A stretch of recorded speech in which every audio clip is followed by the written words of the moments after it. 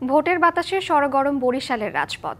শহরের বিভিন্ন এলাকায় রাজনৈতিক দলগুলোর কর্মসূচি ঘিরে বিরাজ করছে নির্বাচনী আমেজ। প্রকাশ্যে মুক্ত রাজনীতির সুযোগে ইসলামী দলগুলো আটঘাট বেঁধে মাঠে নেমেছে। তেমনি বিএনপিও চাইছে হারানো আসন পুনরুদ্ধার করতে, আর তারুণ্য নির্ভর এনসিপি চায় চমক দেখাতে। নগর থেকে গ্রাম, বরিশালের সবখানে চায়ের কাপে ঝড় আসছে জাতীয় নির্বাচন নিয়ে। রাজপথেও বাড়ছে কর্মসূচি, দলীয় কর্মসূচি আর ব্যানার পোস্টার টাঙিয়ে প্রস্তুতি নিচ্ছে বিভিন্ন রাজনৈতিক দল আর মনোনয়ন প্রত্যাশীরা। আটঘাট বেঁধে মাঠে নেমেছে ইসলামী দলগুলো, আর বিএনপিও চাইছে হারানো আসন পুনরুদ্ধারে। ৩১ দফার লিফলেট বিতরণ সহ গণসংযোগে ব্যস্ত দলটি। RICL TMX, যুগের পর যুগ স্থাপনা থাকে মজবুত।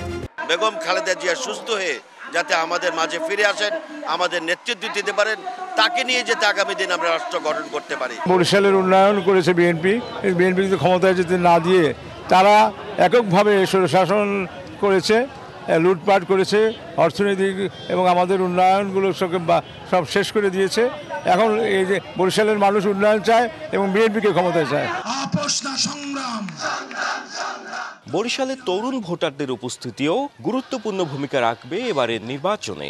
তাই তারুণ্যের চমক দেখাতে মরিয়া জাতীয় নাগরিক পার্টি এনসিপি।